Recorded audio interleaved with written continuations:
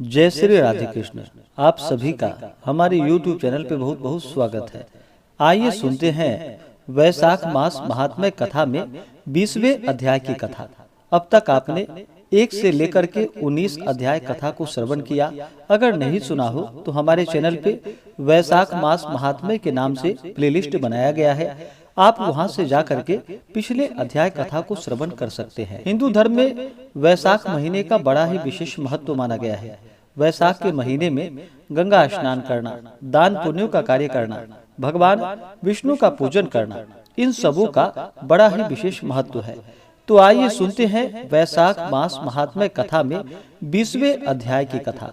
तो बोलिए प्रेम से भगवान विष्णु की जय, माता लक्ष्मी की जय, सर्व देवी देवता की जय। व्याध कहने लगा कि हे ब्राह्मण, परमात्मा ने यह करोड़ों जीव क्यों उत्पन्न किए और इनके भिन्न भिन्न कर्म व अनेक सनातन मार्ग हैं।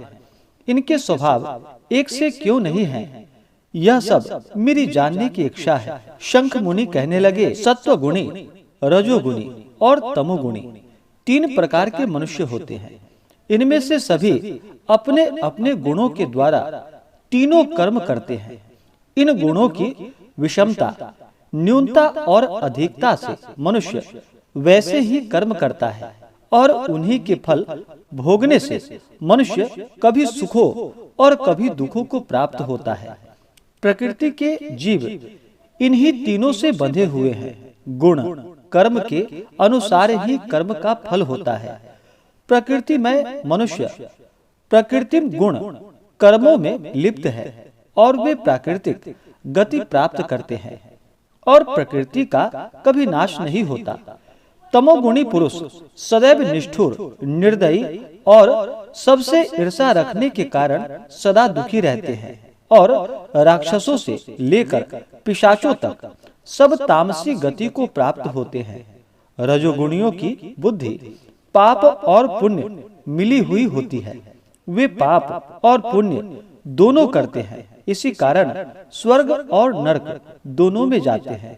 सुख व दुख दोनों ही भोगते हैं और मंदभागी सदैव संसार में जन्म लेते हैं। सत्वगुणी धर्मात्मा, दयावान, पराई निंदा न करने वाले, महातेजस्वी, पाप रहित ऊपर के लोगों को जाते हैं। यह अपने गुण और कर्मों के अनुसार कर्म करते हैं और भगवान के समीप पहुंच जाते हैं। पूर्ण काम भगवान विष्णु में कोई विषमता नहीं है। वे उत्पत्ति, पालन और संहार समान भाव से करते हैं। समस्त जीव अपने अपने कर्मों के अनुसार फल भोगते हैं।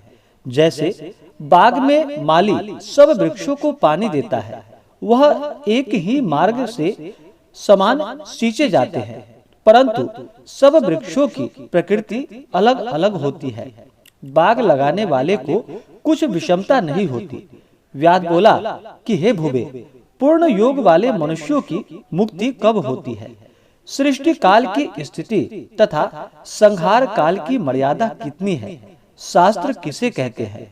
शंख मुनि ने कहा, 4 सहस्त्र युगों का ब्रह्मा का एक दिन और इतने की ही रात्रि होती है। इस प्रकार दिन रात मिलाकर ब्रह्मा का एक अहोरात्र होता है। 15 अहोरात्र का एक पक्ष और 2 पक्षों का एक मास होता है। 2 मास की एक ऋतु, 3 ऋतुओं का एक अयन और 2 अयन का एक वर्ष होता है।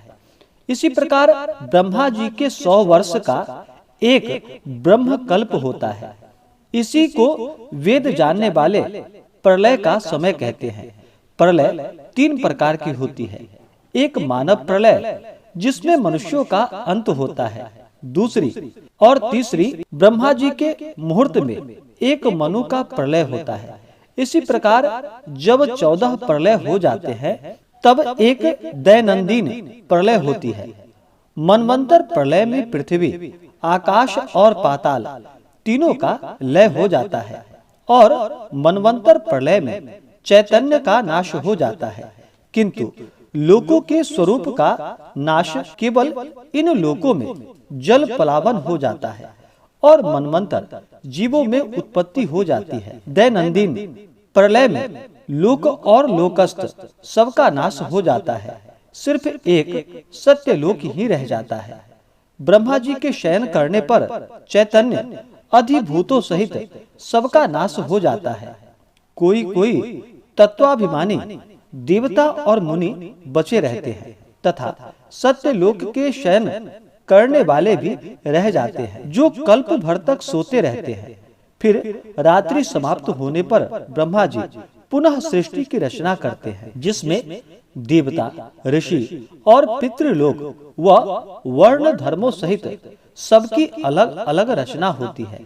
भगवान विष्णु नियम पूर्वक 10 अवतार धारण करते हैं और अन्य देवता ऋषि कल्प के पश्चात ब्रह्मा जी के द्वारा फिर सो जाते हैं। जो ब्रह्मा जी के साथ ही मुक्ति पाने वाले हैं, वे सब ब्रह्मलोक में निवास करते हैं तथा जो सिद्धि प्राप्त राजा, साधु और सिद्धि ब्रह्मलोक में रहने वाले हैं, वे सत्य लोक में ही रहते हैं, यहाँ नहीं आते तथा जो उस राशि पर जाने वाले उसी नाम से जुति तथा रीति में स्थित हैं, वे फिर जाते हैं। अपने अपने कर्म करता अपने अपने गोत्रों में जन्म लेते हैं। जब कलयुग समाप्त हो जाता है और सब दैत्यों का नाश हो जाता है, तब वे भी कलयुग सहित अपनी गति को प्राप्त होता है। वे अपने कर्मानुसार वैसे कर्म करने वाले होते हैं। शंख मुनि ने कहा कि हे व्याध, अब तेरे सामने सृष्टि काल और मुक्ति काल का वर्णन करता हूँ। भगवान का एक निमेष आंख झपकना ब्रह्मा जी के एक कल्प के बराबर होता है। उतना ही समय पलक का खुलना निमेष के अंत में उन्हें अपने कुछिष्ट लोकों की रचना की इच्छा होती है। तब सब लोकों और सब जीवों समूहों को अपने उदर में रखते हैं, जिसमें से कितने ही सृजन योग्य, कितने ही मुक्त और कितने ही ऐसे होते हैं जिनका लिंग देह छूट जाता है। वे सुप्त हैं, वे संसार में स्थित हैं और वे ही सब संसार में तमोगुण संबंध मुक्त होते हैं।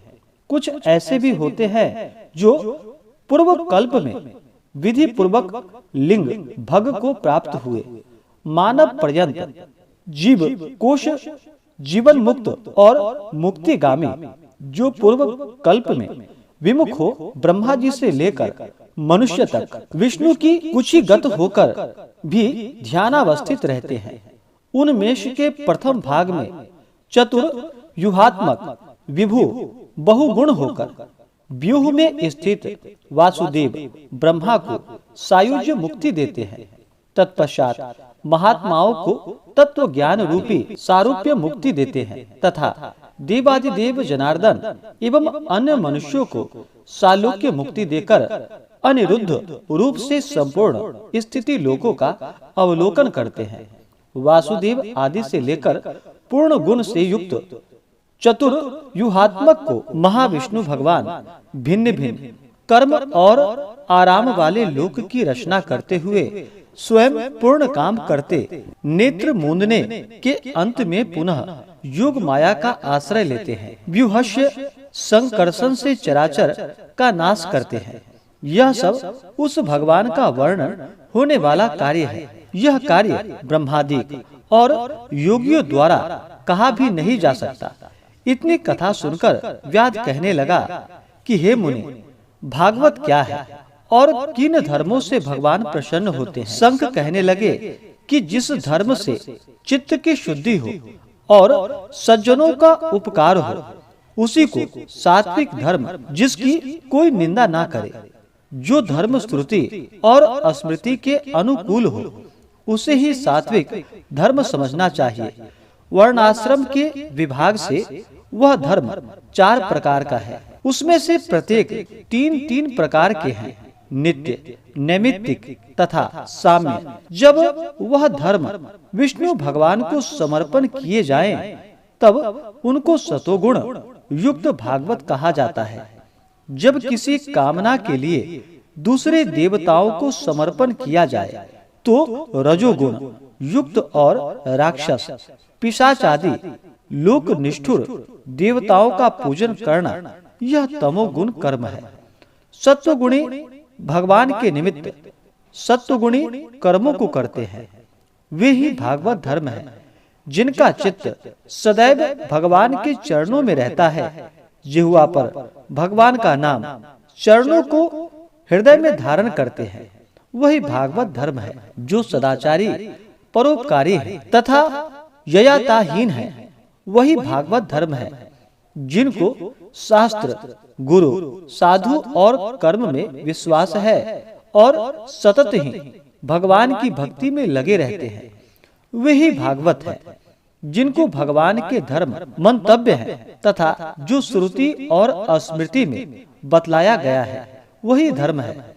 सभी जगह घूमना, सब कर्मों को देखना, सब धर्मों को सुनना, परंतु चित्त को विषयों में रखने वाले पुरुष कुछ भी नहीं कर सकते। कामना रहित और श्रद्धा से जो कर्म विष्णु के निमित्त किए जाते हैं, वे ही भागवत हैं। सत्पुरुषों का मन साधुओं के समागम में कृत्य कृत्य हो जाता है। जैसे चांदनी को देखकर चंद्रकांति मणि इस लोक और परलोक को सुख देने वाले बहुत धर्म है, परंतु भगवान को प्रसन्न करने वाला, संपूर्ण पापों का नाश करने वाला यह धर्म है। जैसे दही में से मक्खन निकाल देते हैं, वैसे ही वैशाख के धर्म विष्णु भगवान ने क्षीर सागर में से सबके हित के लिए बतलाए हैं। मार्ग में छाया करना, प्याऊ लगाना, पंखे से हवा करना, सुपात्रों को दान देना तथा छाता, कपूर और सुगंधित वस्तुओं का दान करना, धन से कुआं, बावड़ी, तालाब आदि बनवाना, सायंकाल के समय शरबत पिलाना, फूल, पान, दही आदि सब दानों से अल्प है। रास्ते में थके हुए को लवण मिली छाछ का दान, पलंग, गौ, शहद, तेल, सायंकाल में ईख तथा रसायन का दान, पितरों का तर्पण, ये सब कार्य वैशाख के करने योग्य है। प्रातः काल उठकर स्नान के पश्चात नित्य कर्म करके भगवान का पूजन और वैशाख की कथा मन लगाकर सुननी चाहिए। तेल का उबटन, कांसे के पात्र में भोजन तथा निषिद्ध कर्म एवं व्यर्थ वाद विवाद नहीं करनी चाहिए। घिया, गाजर, लहसुन, कांजी, फूट, कलिंदा, सहजना, चौलाई, कुल्फी, मसूर, बैगन, मूली, गुलर, बेलफल, लिहसोज का सेवन वैशाख मास में नहीं करनी चाहिए। यदि इनमें से एक किसी भी चीज का सेवन करे तो चांडाल योनि में जाता है, फिर 100 वर्ष तक पशु योनि में जाता है। भगवान की प्रसन्नता के लिए व्रत करने के पश्चात भगवान की मूर्ति बनवाकर वस्त्रों सहित ब्राह्मणों को देवे। वैशाख शुक्ल द्वादशी को दही, अन्न का घड़ा, पान, फूल, जूते समेत छतरी, ब्राह्मण भोजन, दान, शीतल जल देकर यह कहकर कि यह धर्मराज के निमित्त करता हूँ, ब्राह्मण को देवे। अपमन्य होकर गोत्र सहित उच्चारण करके संकल्प करे। पहले दही और अन्न पितरों को, फिर गुरु को, फिर विष्णु के निमित्त करे।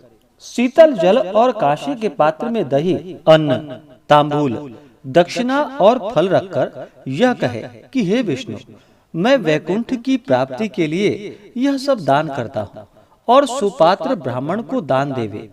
अभिमान रहित होकर सब कार्य करे तो वह सब पापों से छूटकर अपने कई कुलों का उद्धार करता है।